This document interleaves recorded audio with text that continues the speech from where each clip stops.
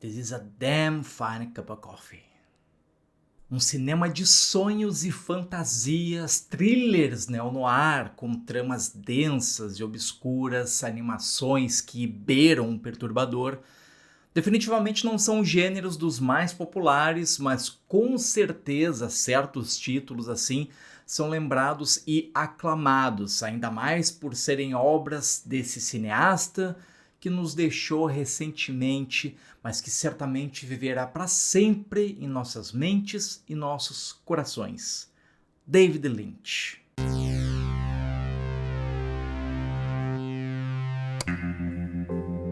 Nascido em 20 de janeiro de 1946, David Keith Lynch foi o mais velho de 3 irmãos, filhos de Edwina Lynch, uma professora de inglês e dona de casa, e Donald Walton Lynch, um pesquisador do Departamento de Agricultura dos Estados Unidos. Por o seu pai trabalhar para esse departamento do governo, a família se mudou diversas vezes durante a infância do Lynch. Segundo o próprio Lynch, ele lidou muito bem com esse estilo de vida migratório, sendo popular nas escolas que frequentou e fazendo diversos amigos, mesmo tendo sofrido crises de agorafobia, que é um transtorno de ansiedade caracterizado pelos medos de estar em lugares públicos ou situações bem específicas. E por conta dessas crises, desenvolveu o hábito de usar 3 gravatas ao mesmo tempo, o que posteriormente ele entendeu ter sido até uma manifestação dessa sua insegurança pessoal. Durante a adolescência, por achar essa sua vida doméstica muito calma e frustrante, o Lynch, como muitas outras crianças que gostam de fazer travessuras, em busca de diversão, em brincadeiras um tanto inapropriadas, começou a fazer foguetes de garrafa com um amigo. Mas após um acidente com um foguete que causou um machucado no pé desse amigo, eles mudaram o foco para a construção de pequenas bombas de cano. Olha que saudável! Mas o David e esse seu amigo acabaram sendo até detidos por explodirem uma dessas bombas na piscina da escola. Vejam só. Lynch foi membro dos Escoteiros da América, junto de outros amigos ali da infância. Essa experiência no escotismo moldou essa sua capacidade de fazer as coisas por si próprio, com as próprias mãos, algo que foi levado a cabo na sua futura carreira cinematográfica. A sua paixão pela arte começou ainda na infância, desenhando e pintando em velhos documentos que o seu pai trazia do trabalho. As suas primeiras artes retratavam imagens relacionadas à guerra, como armas e aviões inspirados nos seus brinquedos, que eram bastante comuns naquela época, lá das décadas de 40 e 50. Não ironicamente, o Lynch foi convocado para a Guerra do Vietnã, mas foi declarado impróprio para o serviço militar devido a espasmos intestinais e uma vértebra deslocada. Ele acabou então se matriculando na escola do Museu de Belas Artes de Boston, mas acabou desistindo pouco tempo depois. A explicação desse abandono foi porque o Lynch permitiu que um dos seus tutores ali dessa escola, que estava em processo de divórcio, usasse o seu dormitório. Esse tutor acabou passando até várias noites ali no seu quarto, chegando a levar até a sua própria amante para dormir lá, enquanto o próprio Lynch dormia gentilmente no chão. Assim, ao invés de confrontar essa situação, ele achou muito mais fácil simplesmente deixar a escola. Esse desejo de evitar confrontos acabou até moldando inúmeros personagens que o Lynch criou para as suas futuras obras. Após uma breve viagem, um bate-volta ali para a Europa com um amigo, o Lynch se matriculou na Academia de Belas Artes da Pensilvânia, onde se dedicou à pintura e à escultura. As suas pinturas foram bastante influenciadas pelas obras do filósofo Francis Bacon executadas a óleo.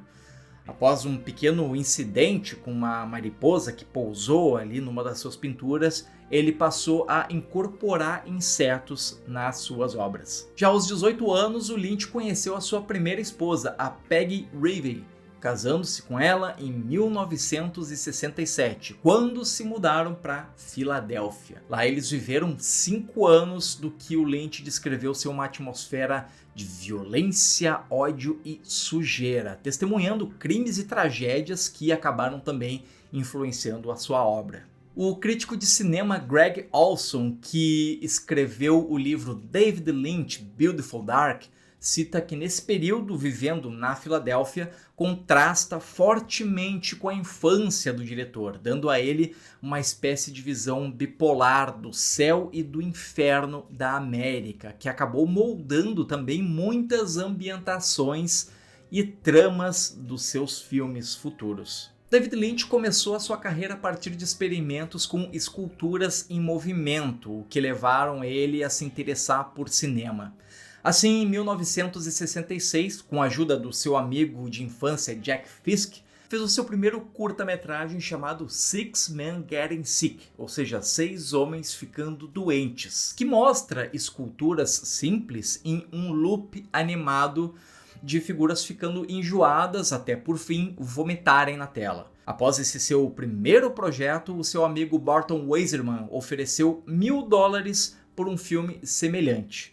Com esse dinheiro, o Lynch comprou uma câmera que aprendeu a operar sozinho e começou a trabalhar no filme desse seu amigo que misturava um live action com animação. Porém, um pequeno erro ali na gravação tornou o material completamente inutilizável. Mas quem tem amigo tem tudo, né? Então esse seu amigo acabou permitindo que Lynch ficasse com o restante do orçamento sem entregar o filme, que acabou sendo utilizado para o seu segundo curta-metragem, The Alphabet, ou Alfabeto, que, semelhante ali ao projeto que foi encomendado por esse amigo, também foi uma mistura de live action com animação, com uma temática bastante abstrata, inspirado na experiência relatada pela sua esposa quando viu a sua sobrinha recitando um alfabeto durante o sono.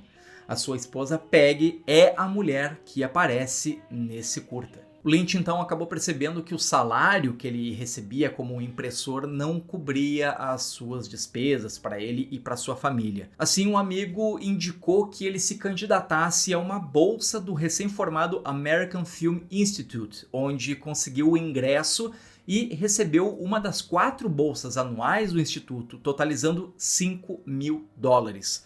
Com esse valor, o Lynch gravou seu próximo curta, The Grandmother, ou A Avó, filmado na sua casa em Filadélfia e estrelado por seus amigos e colegas. A trama retrata uma família que cresce do solo como plantas e o filho negligenciado e abusado busca criar uma estabilidade na sua vida criando uma avó a partir de uma semente. Após a conclusão de The Grandmother, o Lynch decidiu que queria fazer cinema, mudando-se então para Los Angeles e deixando para trás a Filadélfia e todo esse medo entranhado nela.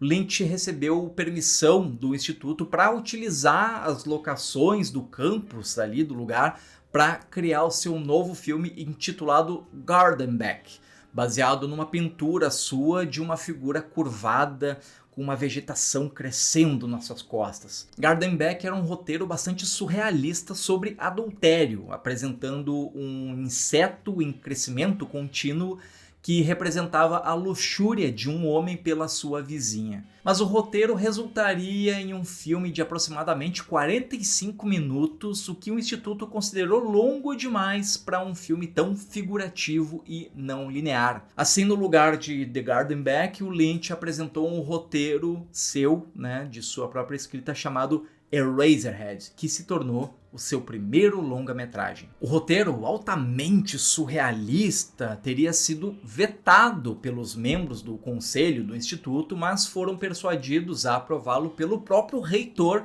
Frank Daniel. O que se acredita é que Eraserhead tenha sido inspirado pelo medo de Lynch pela paternidade. Até mesmo a sua própria filha, a Jennifer, nasceu com uma deformidade nos pés, o que exigiu uma série de cirurgias corretivas quando ela ainda era criança. E a própria Jennifer afirmou que a sua própria concepção inesperada e esses defeitos congênitos serviram como base para alguns dos filmes do seu pai. Eraserhead demorou aproximadamente 5 anos para ser feito e durante um período ali de calmaria, o Lynch produziu um outro curta-metragem, The Amputee, A Amputada. Foi durante a produção de Eraserhead também que o David começou o seu interesse pela meditação transcendental, que se tornaria uma das suas principais fontes de inspiração. Eraserhead estreou no Festival de Cinema Filmex em Los Angeles em 19 de março de 1977. Nas noites de exibição, poucos espectadores acabaram indo assistir o filme, mas Ben Berenholtz, o chefe da distribuidora Libra Films International, convenceu o dono ali de um cinema local da região a exibir o longa nas sessões de meia-noite durante um ano no Roxy Theater em São Francisco, entre 1978 e 79, e 3 anos no Newark Theater em Los Angeles, entre 78 e 81. Após o lançamento de Eraserhead, o David Lynch tentou financiar o seu próximo filme, chamado Ronnie Rocket, que era um filme sobre eletricidade e um cara ruivo de 1 metro de altura. Algo de se esperar do David Lynch mesmo, essas loucuras, né? Durante esse período, o Lynch conheceu o produtor Stuart Cornfield, que disse ter adorado Eraserhead e estava bastante interessado em produzir esse Ronnie Rocket. O Stuart, por sua vez, trabalhava para o Mel Brooks e a sua produtora Brooks Films na época. E quando os dois perceberam que o Ronnie Rocket provavelmente não ia encontrar um financiamento suficiente, o Lynch pediu para ver alguns roteiros ali que já tinham prontos, estavam escritos, tudo para ele trabalhar como o seu próximo filme. O Cornfield encontrou 4 roteiros que ele sentiu que poderiam interessar ao Lynch, mas ao ouvir o primeiro nome do primeiro roteiro, o Lynch decidiu que esse seria o seu próximo projeto. The Elephant Man, o Homem-Elefante, que acabou até tendo o próprio Mel Brooks na produção. O Homem-Elefante, estrelado por John Hurt e Anthony Hopkins, teve 8 indicações ao Oscar e colocou o nome de David Lynch no circuito de Hollywood. Com o sucesso de O Homem-Elefante, o Lynch então teve a oportunidade de dirigir Duna, a primeira adaptação da grande obra de ficção científica de Frank Herbert, mas que acabou sendo um fracasso, fazendo com que ele nunca mais se envolvesse em grandes superproduções hollywoodianas. Mas também convenhamos que isso aí veio para o bem, né? Porque fez com que o Lynch pudesse trabalhar muito melhor as suas obras sem essas amarras dos grandes estúdios de Hollywood e desenvolvesse melhor essas suas histórias que fugissem desse segmento popular. Assim, fomos agraciados com obras maravilhosas como Veludo Azul, Coração Selvagem, Estrada Perdida, História Real, Cidade dos Sonhos, Império dos Sonhos, e recebendo prêmios como a Palma de Ouro por Coração Selvagem em 1990, o Leão de Ouro por contribuição ao cinema em 2006 e até um Oscar honorário pelo conjunto da sua obra em 2020, logo agora. Além de dezenas outras indicações das mais diversas premiações pelo mundo.